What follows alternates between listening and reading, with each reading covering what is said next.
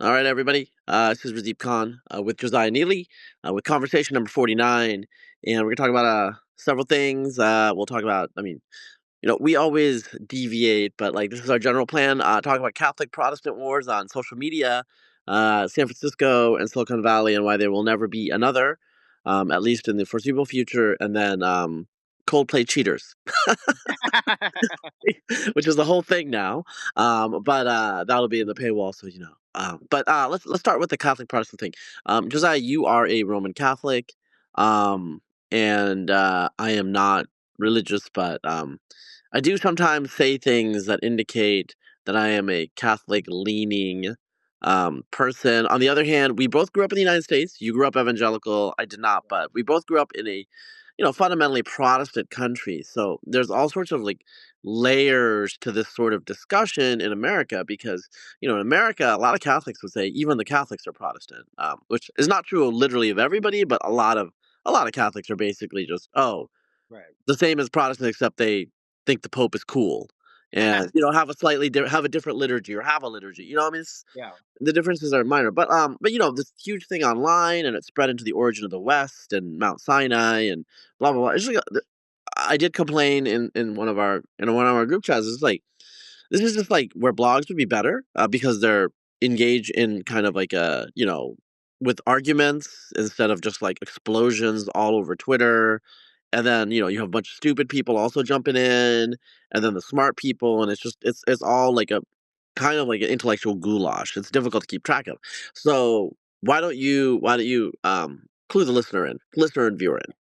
Yeah. And I will say before I give the backstory, you said that this would be better if it were back and forth on blogs or whatnot, which seems reasonable. And then Park, one of the interlocutors in this debate, wrote like I don't know 5,000 to 6,000 words in for the tablet, on the subject, and I quickly realized I really don't want to read this either. It's like too much. Um, so the basic backstory is a few days ago now, maybe it was up to a week ago, Israel, the IDF was bombing some sort of targets in Gaza, and they mistakenly struck, I think, the only operating Catholic church that is in Gaza. And I think it was kind of one of those things where they hit something nearby and like shrapnel went over to the church or something. I don't think they actually a missile hit the church per se, but anyway, it was damaged. Some people were killed. The IDF, put out a statement saying that it happened, like it was a mistake, and it was a tragedy. They regret the loss of life, etc.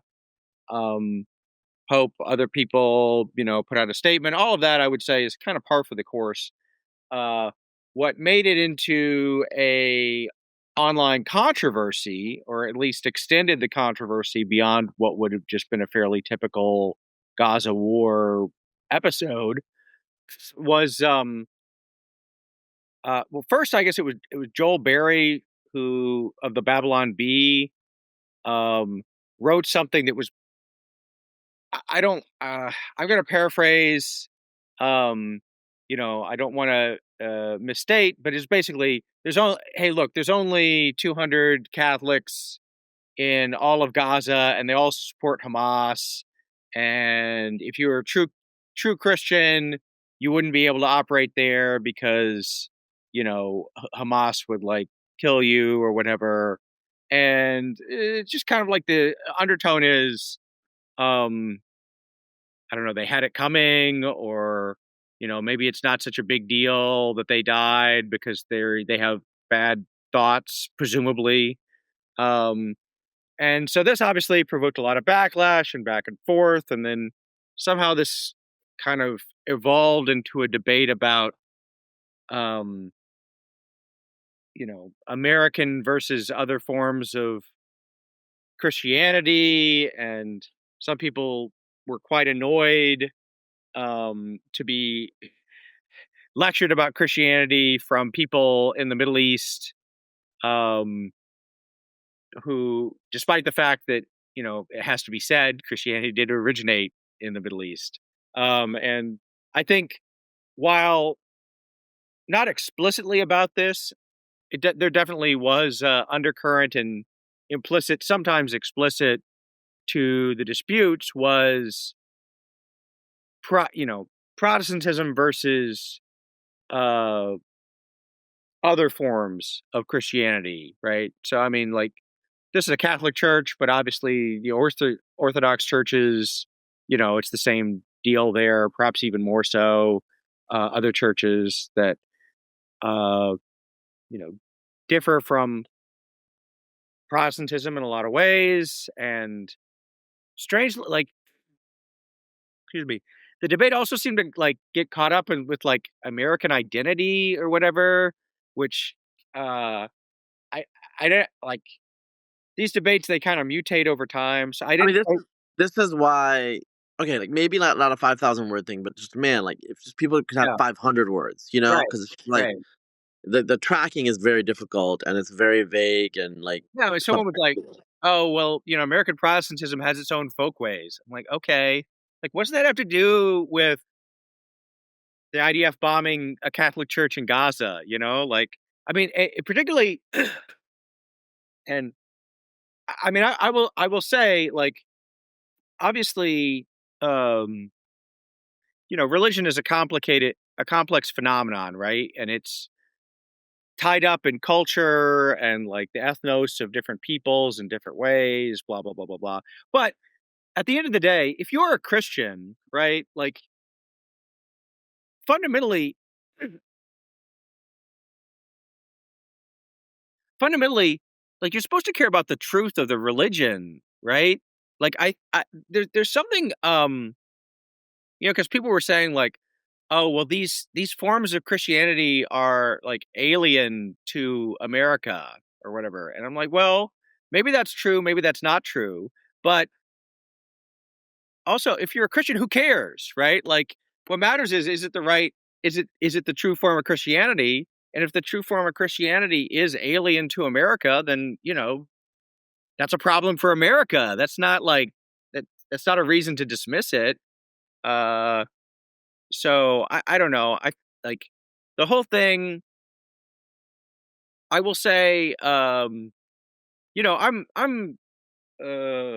pretty pro Israel. I would say I always have been. I'm not like super zealous about it, but I would say that I kind of see things from their point of view more often than not, or whatever. But this stuff, like the Joel Berry and Park, is it McDonald's? Yeah, Park McDonald's. McDougal, but yeah, McDougal. Okay, yeah, it's like it's not McDonald. It's something like McDonald. Um, okay, yeah, so it's like Scottish, right? I guess not. Yeah. Um, but anyway, like they uh in my mind are doing like more effective pro anti-Israel advocacy than anything, Mehdi Hassan or Zoran or any other anti-Israel activist could do, just in terms of alienating people with their attitude about this, which is not even like the IDF is not taking this attitude, so it seems like a problem. I think it's a bigger long term problem if like this is the attitude people are going to take. I think they are ultimately going to end up alienating more and more Americans, especially on the right. yeah. I mean, there's so many places to go with it. I mean, part of my frustration is like as some of you know, like I actually take a pretty deep interest in the history Mhm. of Christianity, and Right. so it's just like I'm like, oh, okay, well maybe they'll like have some discussion about, the rehebraization of some Sabbatarianism, the Yeah. Judaizers, and it's like no, it's just like a huge food fight, Right. and it's just like okay, like you're all supposedly believing that Jesus Christ came. I mean, and Right. like you guys are like yelling at each other about these like irrelevant things, And like Well, it's just like hardly new to the history of Christianity, yeah, I as mean, you but know. it's just like, it's like clapback culture, It's Yeah, like, I don't wanna hear from anyone named Khalil. Well, Khalil was, worshiping, our Lord when your ancestors were, like, jumping right, around like a right. fire. I'm like, "Okay." It's like, "Okay, this is infantile, this is juvenile." So that was, like, one thing that I was thinking. Another thing is, it's like there's multiple things that are true here that are in tension. Like, one like famous story that I always remember reading. I think it was like forget which book it was. It's a pretty famous book about Orthodox Christians in the Middle East from like right around 9/11. And one of the stories in the early prologue of the book This is Dalrymple book, it might have been the Dalrymple book, but basically it's some American evangelicals, and these should not be people that are commenting online. So hopefully, like this is not. But like they'll go to Jerusalem, they'll see clearly someone that looks like an Arab to them with a cross, and they'll ask them when they became Christian. I'm And it's just like that really pisses Middle Eastern Christians off. sure, I'm sure. And so, like, obviously, like they have like a negative, like in terms of interpersonal. I don't think this is like the well-educated seminary or anything like that. But like the average American evangelical Protestant kind of has a vague awareness that there are Christians in the Middle East, but since they are not, so these are mostly Orthodox Christians or they're Oriental Orthodox, which is totally different. So they're not interacting with these people, especially if they're Baptist. Like maybe if they're Anglican, there's like some contact, there's things that are going on. And so they have no institutional connection.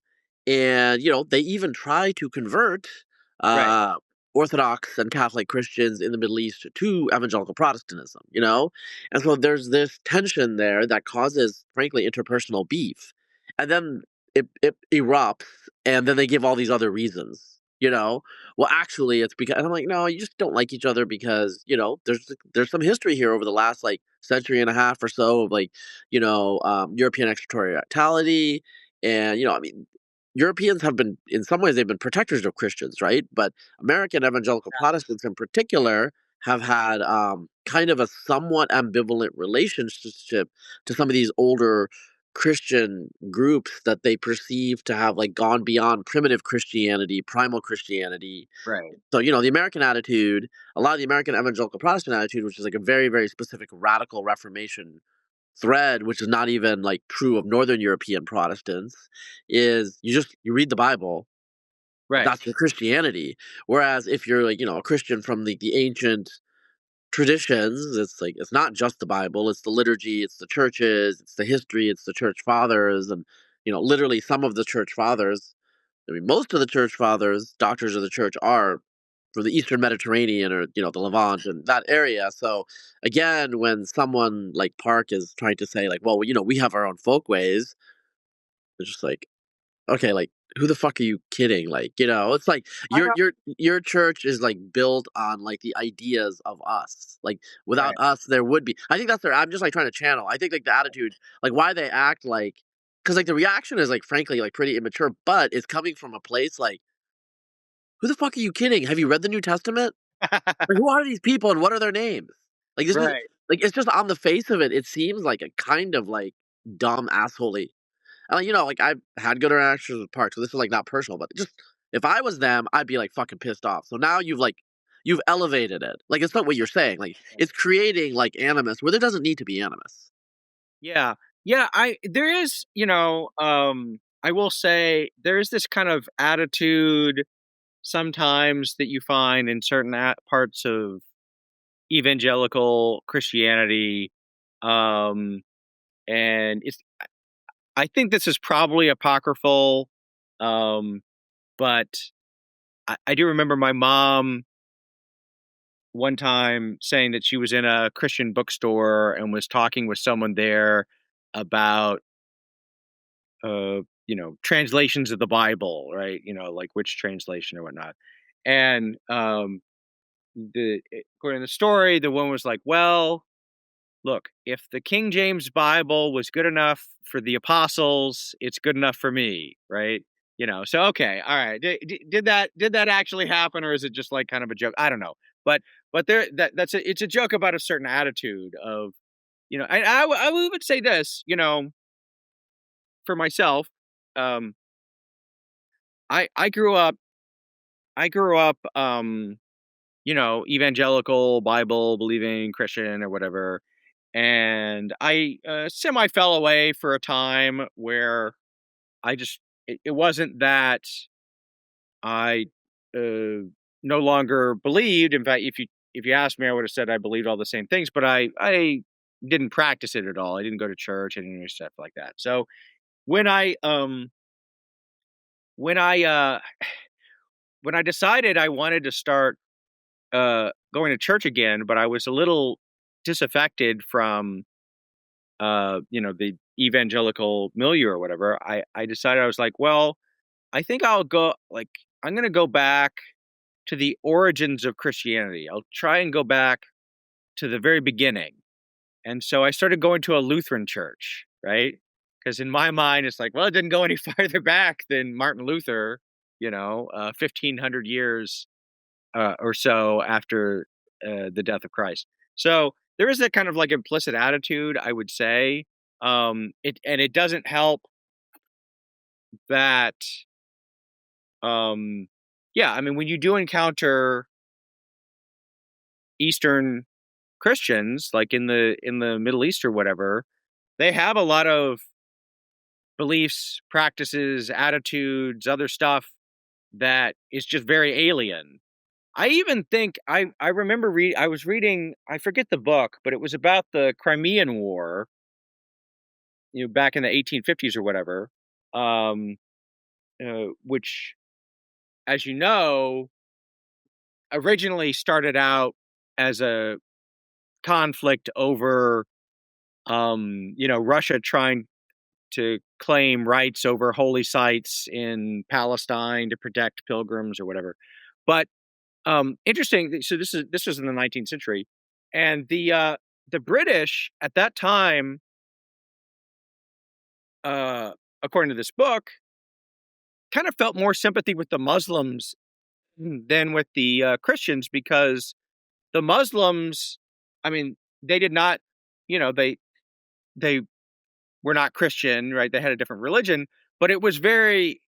There were some uh, broad similarities with the more Puritan type, austere book, scripture based, not a lot of, whereas the Eastern Christians, I mean, they were all about their icons and their incense. And I think there were like whirling dervishes, or I don't know, but there was like there was dancing and ceremony, all this stuff, like the beards, all this stuff that was just like, whoa. So even though theologically they should have been much closer with them than with the Muslims, they just didn't. They felt kind of alienated from that, and I think there's a little element of that now, even before you get into the whole um, Israel thing, because I think the implicit American attitude is that it's like the Arab-Israeli conflict, right?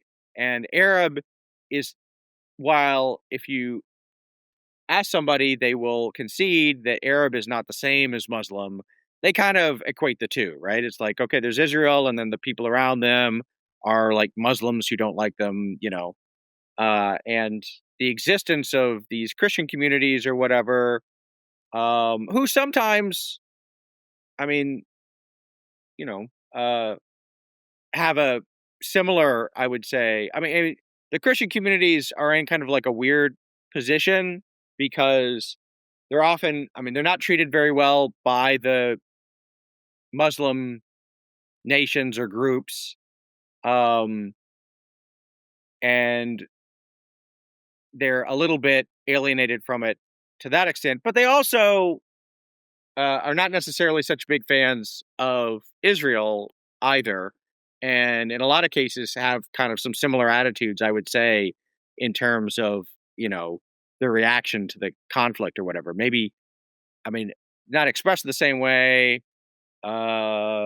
It's complicated. Lebanon, right? You have, obviously, it was the Christians who invited Israel into the war, the civil war there in Lebanon, right? So there's more diversity, but um, they're not. They don't have the same attitudes that like American Christians have about the conflict. I'll put it that way. Yeah, yeah, yeah. So the complicated.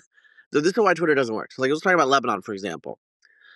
in Lebanon, there's multiple Christian groups actually, but the two dominant ones, like the overwhelming majority, are the Maronites, Right. who are in communion with the Roman Catholic Church.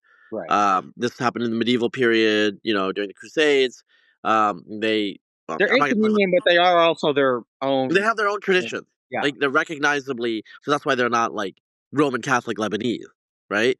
Like they have their own liturgy, their own traditions that the Roman Catholic Church accepts, just like the Eastern Correct. Unionite churches, whatever. Yes. Okay, but then there's Orthodox Christians in Lebanon, of whom, say, for example, Nassim Taleb is one.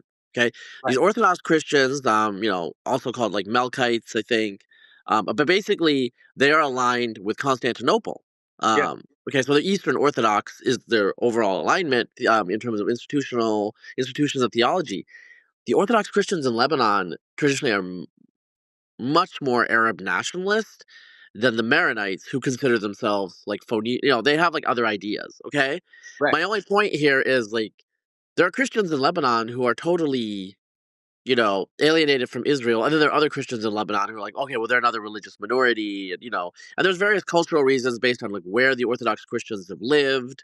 They're like way more integrated among like Muslim Arabs in like northern coastal Lebanon than the Maronites who lived on their mountain, kind of segregated like the Druze. Okay, Right. and so like these sort of like sociological have nothing to do, as you say, with the truth of Christianity and with the theology, um, shape their views, and then like it comes into conflict, or like it intersects with American Christianity, where it is fundamentally like a fact that there have been philo-Semitic strains in Christianity periodically, Yeah. and it's supposed to be like pro-Jewish is a way to think about it, although there's arguments. But basically, let's just call it philo-Semitic, and that actually took its logical, probably extreme, in radical American Reformation Protestantism, which is expressed as, say, evangelicals, to some extent mainline, although they've been turning away from that.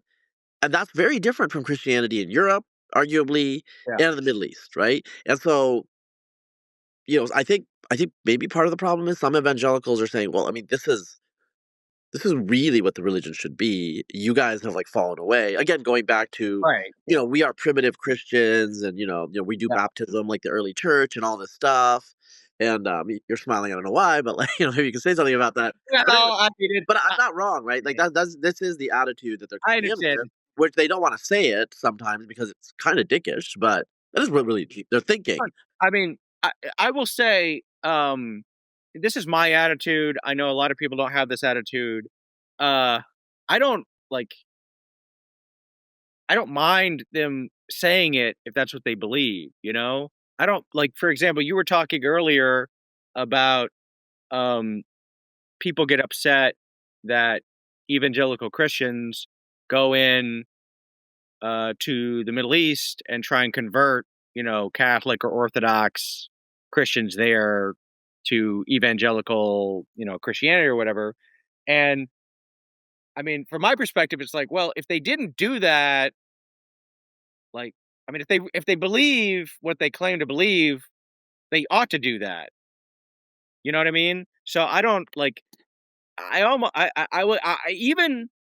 I will say, uh, to a certain extent, even like outright anti-Catholicism, like if you are a Lutheran or a Calvinist or something like that, and you believe and you're like out, if you're saying, well, I think that like uh the Roman Catholic Church is the whore of Babylon or whatever, right? It's like, okay, I mean, to some extent, I view that as, I mean, it's like I think that's wrong.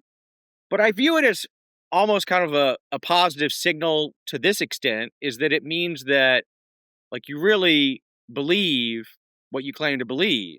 Whereas if you are uh, you know, someone who says that they're part of that tradition, but you're like all nicey about everything, then I don't know, like, do you really believe what you're saying?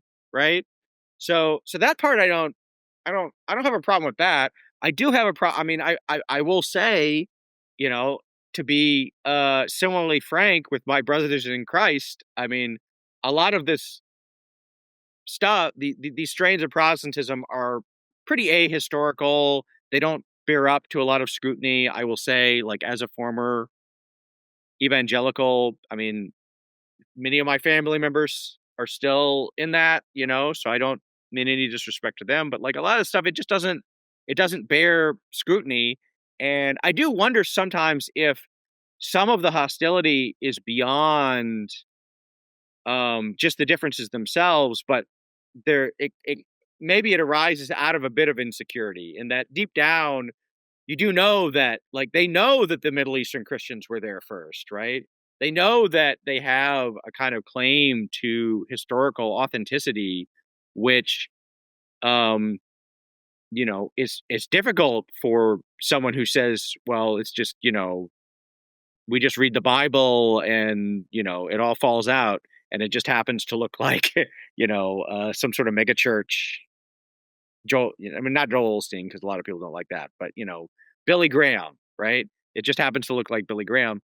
So I wonder if some of that, if some of this is like there's an undercurrent of hostility, is that it's kind of an embarrassment, that there are these ancient Christian communities and they don't look like Baptists, right? Um, I don't know. Yeah, I think it is interesting because some of the arguments that I've seen are basically like, well, like so there's one argument, for example, that Middle Eastern, like, so for Oriental Orthodoxy, which usually rejects Chalcedon, so it's like a separate stream from Orthodox and Roman Catholic.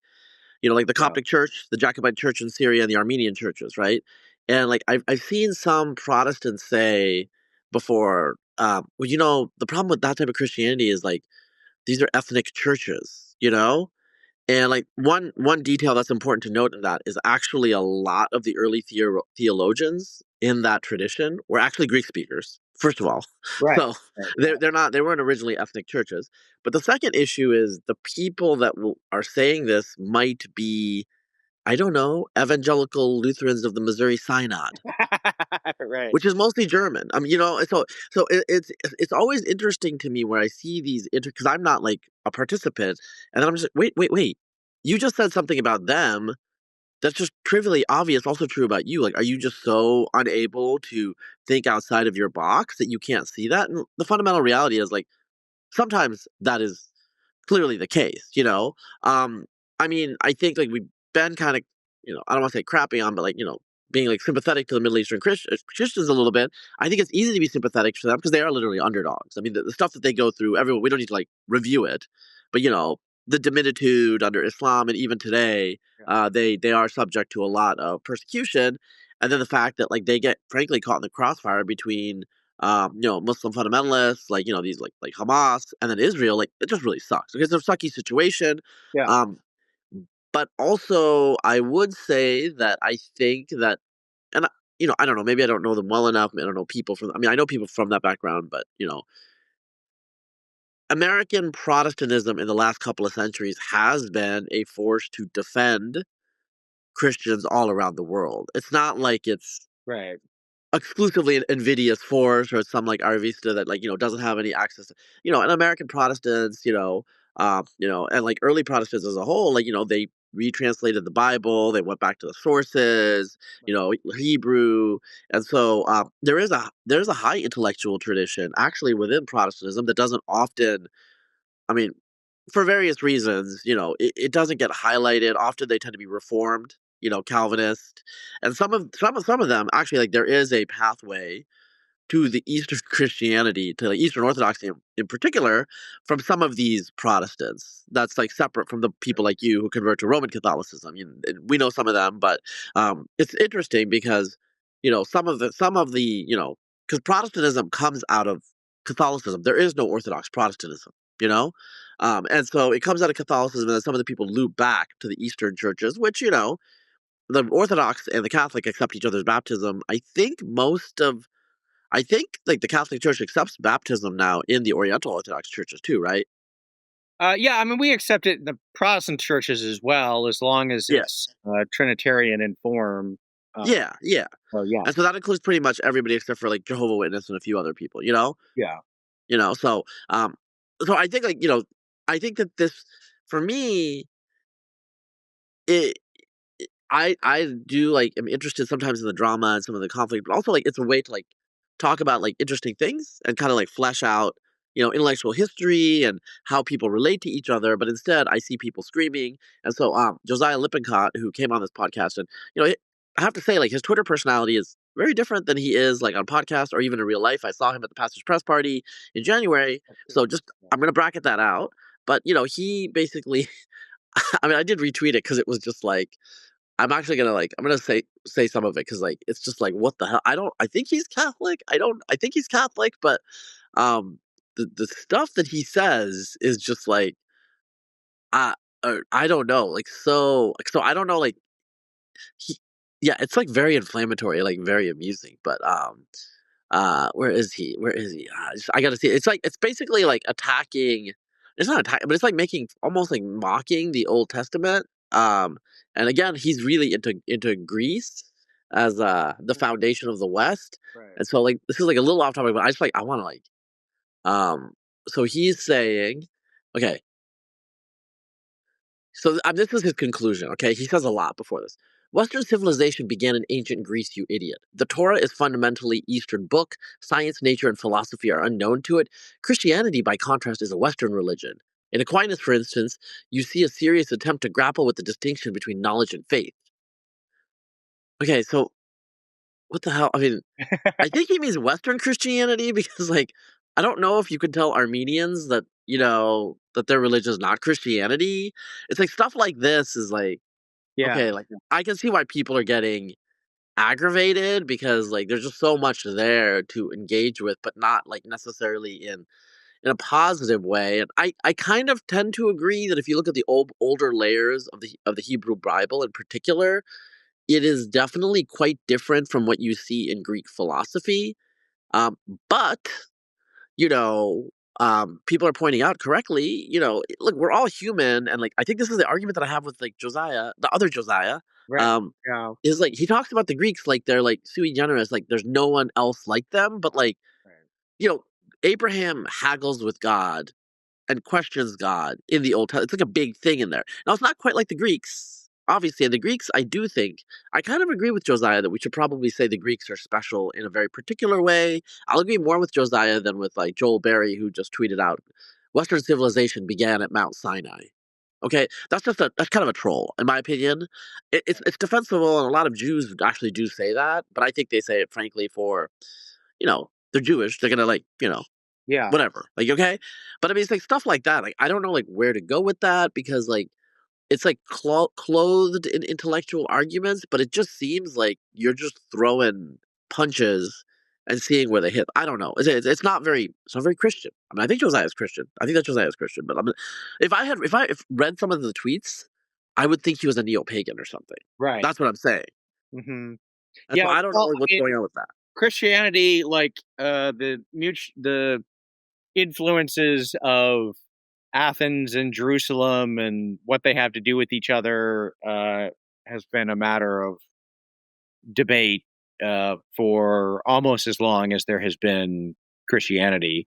And probably the same goes for Western civilization. What do you even? I mean, I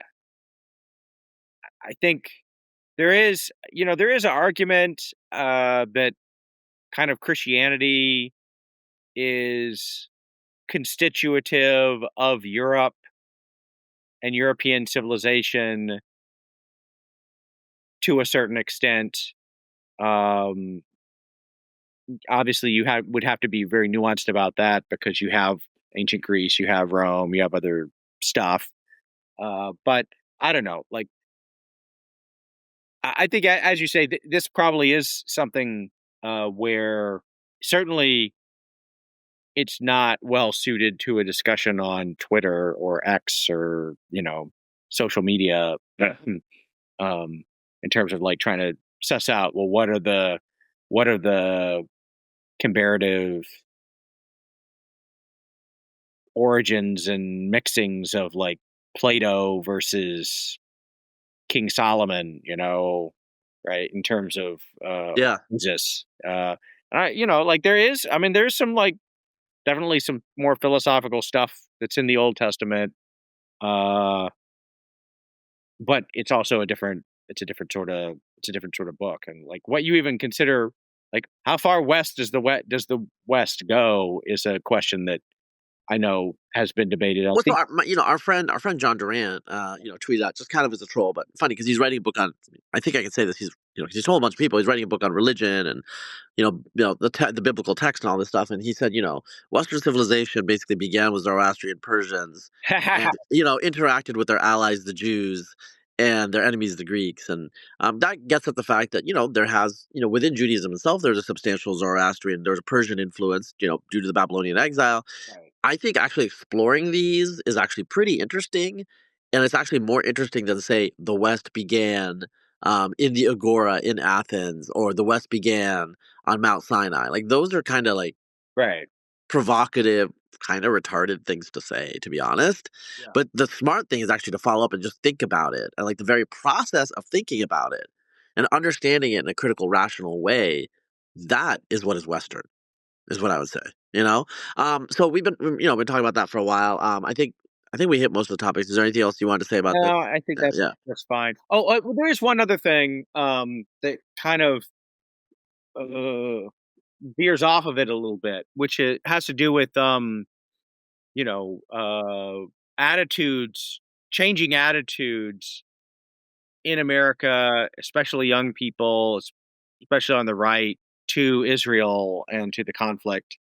And historically, America has been very pro-Israel. It's been kind of like a bipartisan issue.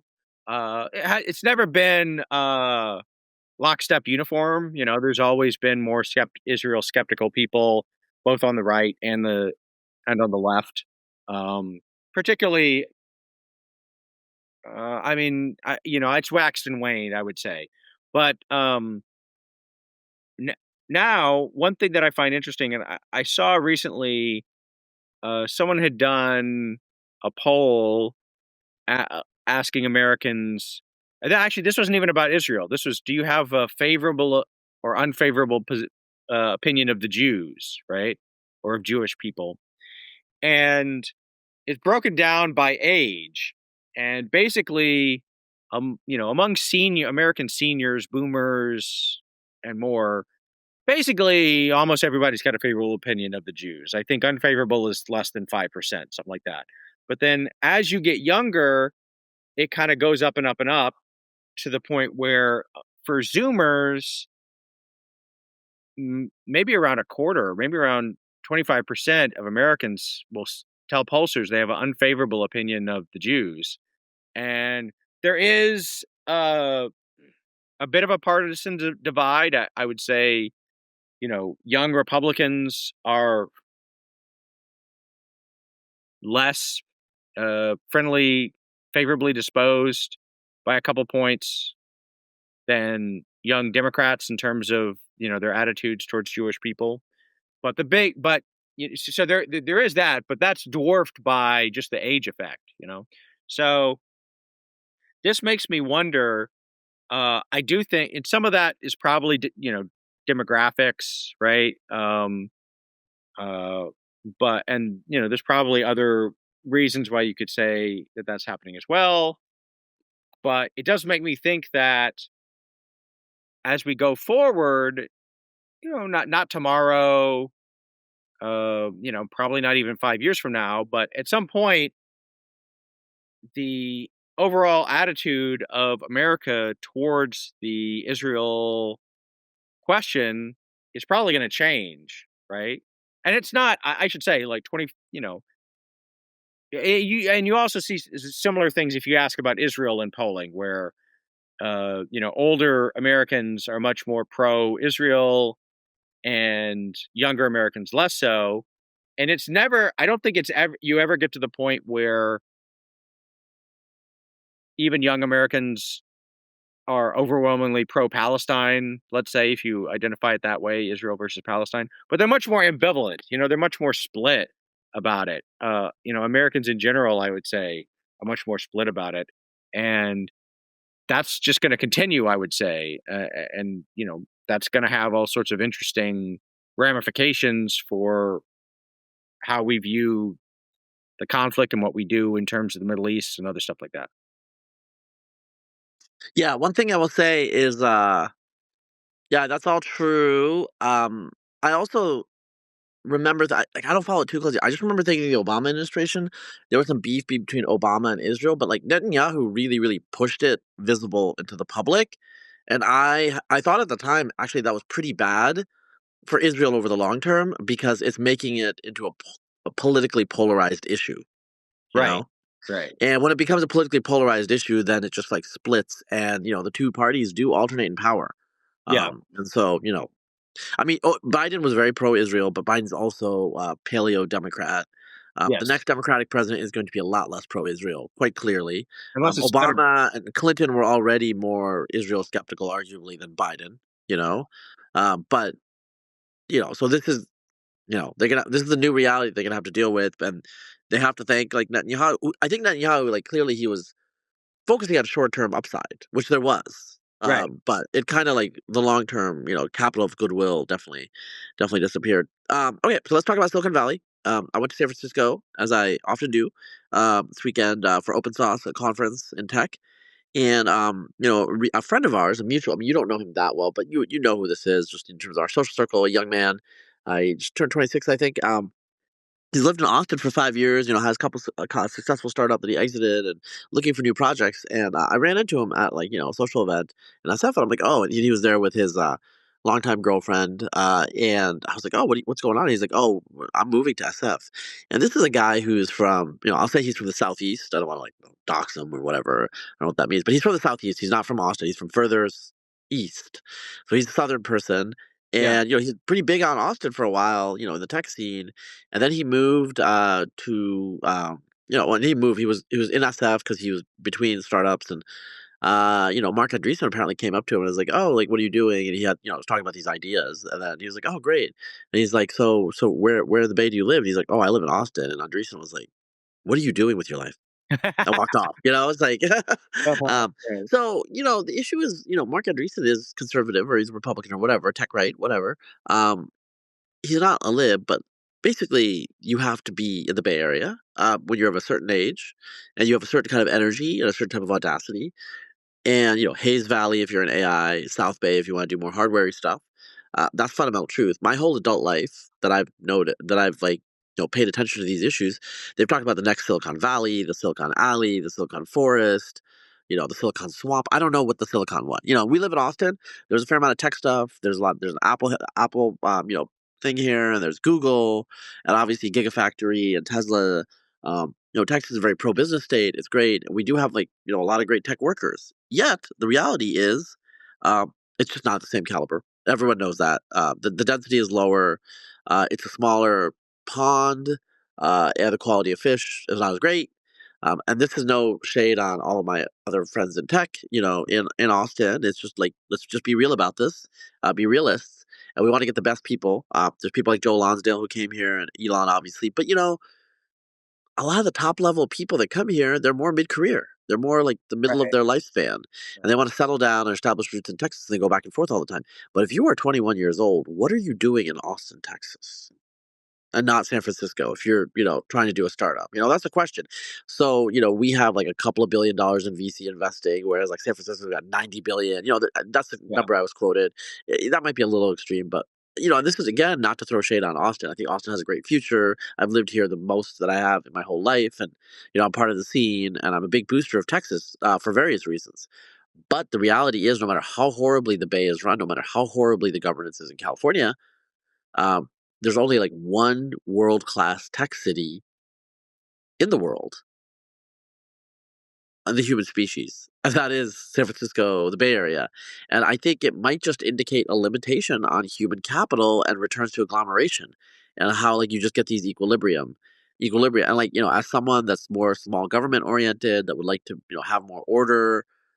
I'm not a big fan of the fact that this has to be in San Francisco. The weather could even be better. It could be in San Diego, but it's in San Francisco. It's just what it is for various historical reasons. And I think we're stuck with it. And I don't want to read about any more stories about the next Silicon Valley because we have one and we need to figure out how to make do with it. And optimize it, and deal with California's government. Dan Luria, the new mayor, is way better than London Breed. Yeah. London Breed, and I think it's because London Breed was captured, not because she was actually very ideological. So, Yeah, that's my opinion on that sort of thing. I think it's important for America. We got these big tech companies. It drives exports. It drives innovation. It drives creativity. And obviously, both of us are more on the right. But the reality is, I think we just acknowledge the truth of what is dynamism in this country, and it is in this extremely liberal city and area. Yeah. I mean, I think it does go to show just how powerful network effects can be. I mean, like how important it is if you're a smart person, technology oriented, to be around other smart technology oriented people, and where all the money is and jobs and so on and so forth. I do think, I mean, I will say, I think there was a period. I mean, you said, like, no matter how bad the government in San Francisco gets, it's just not going to change. There was a period, I would say, from like 2020 through 2022 where, I mean, things had gotten bad enough that you did start to see an exodus, right? This is part of why people started writing these pieces about Austin as the new Silicon Valley, is because you did have a significant number of people who jumped ship, and there was start there was, it seemed to me, the beginnings of like a potential shift of the center of gravity away from San Francisco, between pandemic stuff, crime and homelessness, woke insanity, all this sort of stuff. But my interpretation of what happened is that the governments there saw what was happening and they kind of reversed course a little bit, right? I mean, you definitely have seen that in San Francisco, uh, in terms of cleaning up homelessness, dealing with crime, other stuff like that. The pandemic era stuff kind of went away on its own. Some of the woke stuff, I would have to imagine San Francisco is probably still a pretty woke place, but it's probably, I don't know, 10, 15%, maybe 20% less intense.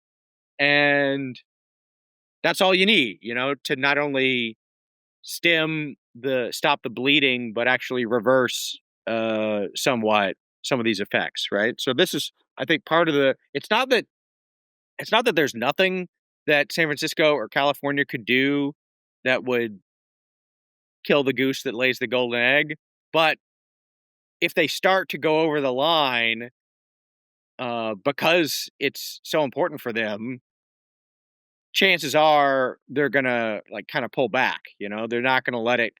They're not gonna let it go for long enough that they would need to actually destroy Silicon Valley. So, uh, it doesn't. I mean, that's not a certainty. There have been.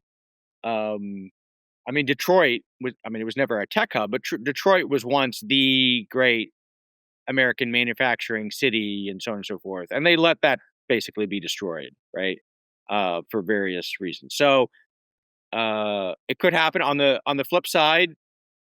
There was a period of time where, probably, if you were to look at Detroit and New York City, and both of them seem to be in irreversible decline. And if you were to say, hey, one of these cities is going to come back and one isn't, it wouldn't be obvious that it was going to be New York City. But they, again, decided that, you know what, we've had enough. Um, let's see, we'll even elect Republicans for a little while. That's how bad things have gotten, right? Um, so yeah, so I think, when you are number one, it's actually, you don't have to do much in order to hold on to being number one in this sort of case. And as long as you're not a total idiot, you can do it, right? You can do it. So probably San Francisco will remain, Silicon Valley will remain, at least until it transfers to, China or something like that. I mean, one thing is I wonder about, you're talking about Detroit, but like think about like someplace like Rochester, Kodak, Yeah, city. It has a lot of stuff going for it. yeah, I do wonder if the returns. This is one of my reasons I'm pretty pro urbanist in some ways. Is I think the returns to agglomeration are getting bigger. yeah, Um, and so in the past there could have been multiple Silicon Valleys, and there kind of were. Um, but now I think, and this is ironic in the cyber age, you can email anyone. Right, right. But there's something about being together in person in these like extemporaneous conversations, and also just like when everyone can talk to you, no one can talk to you. Mm, mhm. Everyone can email you. No one, you don't read any of the emails. So Right. being in person, you just there's a um um yeah, I think you need to do something. I mean, I think it's very awkward, or not very awkward. It's a little awkward sometimes, like those of us on the right who promote um well, I mean, because there's 2 things I'm gonna say. One thing is, obviously, we promote, like, Texas, it's a pro-growth state, I love this, like, I promote it, like, on my social media, everyone knows. I mean, I don't think Texas has the most beautiful environment, there's a lot of things that are Right. problems with it, but you know what? Like, we promote growth, we promote building. I think it's great that houses are getting cheaper in Austin and people are still moving here. People are moving to Dallas, Houston, San Antonio. It's like, I believe in 1,000,000,000 Texans. No, just a joke. But we could have 1,000,000,000 Texans. The fact is, there's just great things on the coasts, and like I go there all the time, and Mike Cernovich, right wing guy, he loves living in Orange County. There's great things. Everyone who's gone to SoCal, like, loves SoCal. Even though there's a lot of bad things about it, we just Yeah. need to be a little honest about it. And some of this is history. Some of this is, there are downsides to growth, and character does matter. I think it matters less, but I just want to acknowledge that it's a thing. Right. And so we need to acknowledge another issue is I do worry a little bit about the image. And like for my other podcast, I did a recording with Jason Richwine of the Center for Immigration Studies, I think, and then I'm going to do with Alex No Restra, who's like pro-immigration from Cato. But Did I you do did think you a not lot. What? did you not I'm getting Couple of years ago, it was a couple of years ago though. okay, So alright. I'm doing a follow up. I like to talk. I like to like I like to talk to them both of them at the same time, or like around the same time. Yes, right. So, but I do think we need to like fix aspects of our immigration system, but returns to agglomeration in these big cities. Um, I think it's good to have like all the smartest people in the world in the United States rather than elsewhere. Because like the people who are like, the anti-immigration people, they're like, we're like brain draining Nigeria. That's bad for Nigeria. I'm like, you don't give a fuck about Nigeria. You don't give a fuck. Let's just have a real discussion about the real issues and not like the Right, the fake stuff. right. Um, and I love JD, but like he like wants to revitalize small town America, and I'm like, no, I don't want to revitalize small town America. I want small town America to be what it is, which is mostly for old people. You know. And like young people mostly move to the bigger cities or the urban areas. Now that does have has dysgenic anti-natalist effects. I want to fix that, okay? But like contrary to my friend Dan Hess at More Burst, I mean, Israel shows that you can live in apartments in like a dense country and still have, even among secular Israelis, above replacement fertility, right?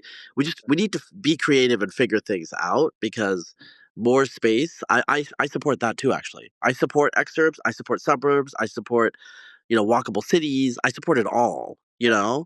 Everything, we should have it all, but we just need to have a discussion about these sorts of things. On our side, I think, because I think we don't appreciate agglomeration in these like creative liberal cities. I don't think the cities are necessarily creative because they're super liberal. I think somewhat liberal, to be fair. But like New York City in like 2010 shows you a well-ordered city. It was Right. very creative, very economically dynamic, and it was very safe. It was great. It was a professional upper middle class playground. Mhm. That's what I want Yeah, for me and yeah, my friends. yeah. One thing, it's a couple of I had something I was gonna say, but it just, like, shot out of my brain as I thought.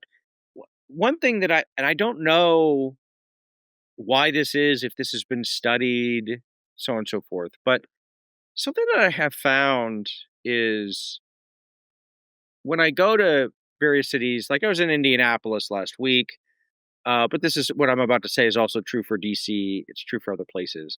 Um, okay, it's not surprising that different parts of the city of a city, you have some areas that are just really nice, and some areas that are kind of run down, and you have areas that are, different demographics, racially or age wise, or so on and so forth. But one thing that I noticed is just like how abruptly the change will happen, you know? So, for example, when I was in Indianapolis last week, I wanted to get some ice cream, at like one evening. So I was like, I plugged in my phone, and the nearest ice cream place was like 3/4 of a mile walking, 20-minute walk, something like that. So I was like, okay, well, whatever. I got nothing else to do. I'll just walk it. So I walked it, and what I noticed is, I started out, I'm like next to the hotel, and I'm walking, and there's just there's a block or two where everybody is black, right? And then I take a corner, I go up one block, and all of a sudden, and I would say like they're black, and it's very it's not age stratified, it's like there's older people, there's younger people, so on and so forth.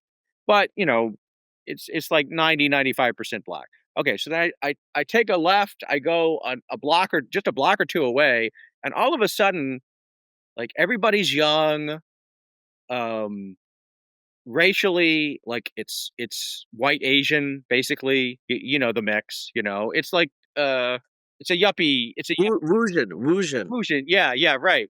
Dynamic, and this is, of course, where the ice cream shop is or whatever.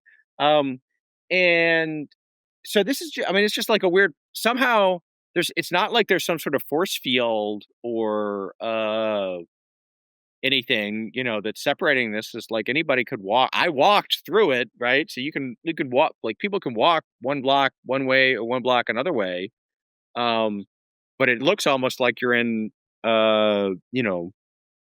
um a different city or yeah, like so this is something that I don't understand about cities is how like how these distinctions get maintained so starkly, right?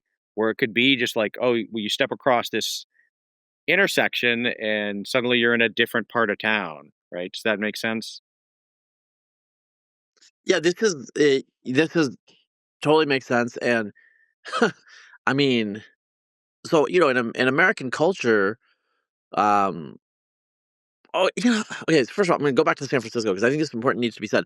You know, my friend is trying to move to San Francisco, and he's talking about where to move, and he's like, "Oh, I don't want to be around like the city has a feces on the street." A lot of that's around Market Street, Soma, downtown. In like the northeast part of the city.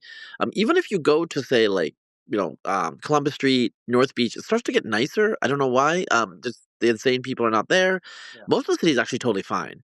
To be honest, it's very concentrated, and so those who know. I mean, Noe Valley is like super nice. A little further away, Hayes Valley is where a lot of it's a little dirtier, but it's where a lot of the AI companies are. A lot of young people are.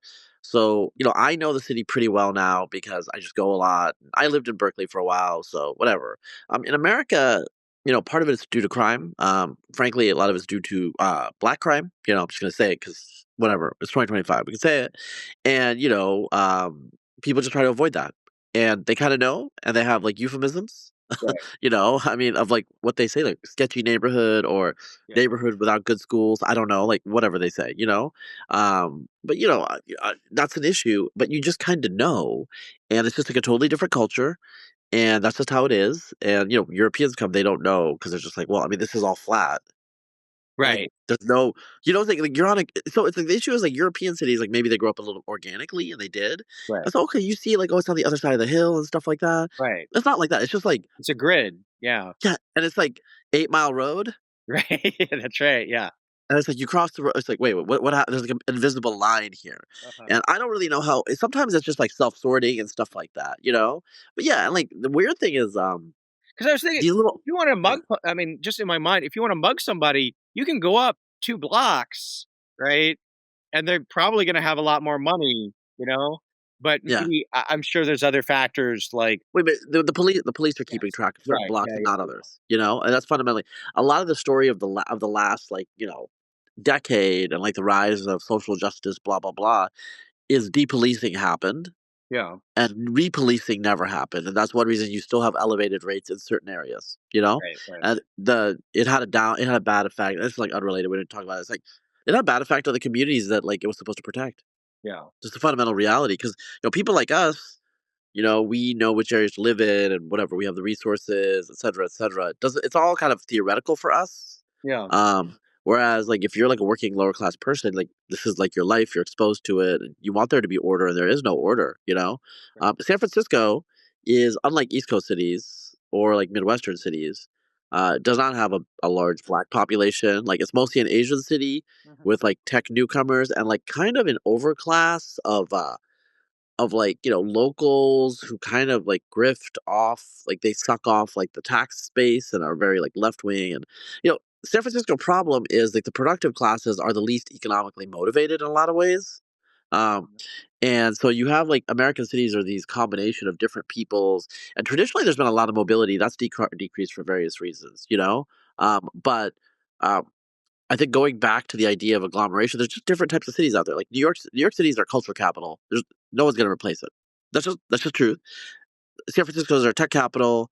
Boston is our, you know, intellectual without portfolio capital. The way I'm thinking, like if you're humanities, you're a historian, you're at Harvard. Right. And then also there's a lot of biotech there. There's a lot of farm there. Okay, so these returns to scale are true of many cities. Austin doesn't have anything like that. We are like a second tier tech city, I would say. Is pretty much our niche now. We are I would say Austin is Texas's Ideopolis. Okay, like we have writers and creative people and musicians here, and it's in the middle of the country. Chicago has its own problems with governance. It's okay, but I think if Chicago got its shit together, although the weather is a problem, you know, Austin would actually not do as well. I think there's people on the East and the West Coast that would want to go to Chicago, but Sure. Chicago is just like such a shit show right now. Despite it being affordable, they don't want to do it, and the winters are cold. But setting that aside, if Chicago was run really well, like Bloomberg's New York, I think people would go there. Instead, it's run like by Brandon Johnson, who is determined never for there ever to be another black mayor of the city. You know, Right. He's so bad. He's so bad, Yeah. Right. Right. It's horrible. But I don't know. Anyway, it's a great city. People should try out San Francisco. And those who are like worried, like, oh, it's all just like libs and everything like that. There's a whole scene of conservative or right wing heterodox thinkers. If you want to know who they are, just talk to me. I know a lot of them, but we should probably okay, maybe move the paywall a little bit and like talk about Coldplay cheating. Yeah. And I haven't given much thought to it. So yeah, why don't you, Josiah? Why don't you? I It was your suggestion. okay So for just for anyone who doesn't already know, um, hope you enjoyed the podcast so far. To listen to the rest of it, please go to conversation.substack.com.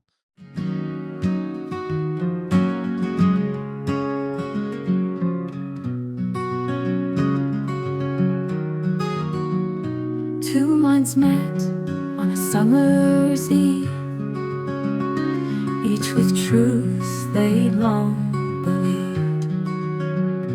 Words flowed like a winding stream as hours passed in deep debate. And after all was said and done, they found a thread of common ground. In listening close, they came to see a shared humanity. They spoke of justice, spoke of change, of history's weight and future's range. Their views at first seemed worlds apart, but patience bridged the divide. And after all was said and done, they found a thread of common ground. In listening close, they came to see a shared humanity. They spoke of justice, spoke of change, of history's weight and future's range. Their views at first seemed worlds apart, but patience bridged the divide. It's not about who's wrong or right, but understanding others' light. In civil disputes,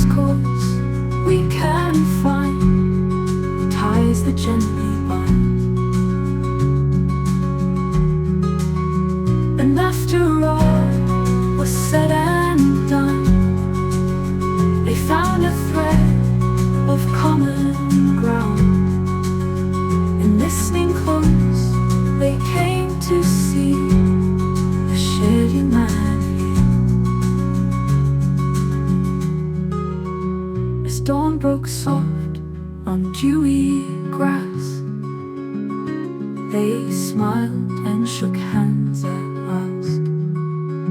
Two souls enriched by reason talk, united in respect. And after all was said and done, they found a thread of common ground. And listening close, they came to see the shared humanity. This folk song captures the essence of a long, thoughtful discussion between two public intellectuals. It emphasizes the power of patient listening, mutual respect, and the discovery of common ground. A gentle tone reflects the common understanding they reach after their debate. Would you like me to expand on any aspects of the lyrics or discuss the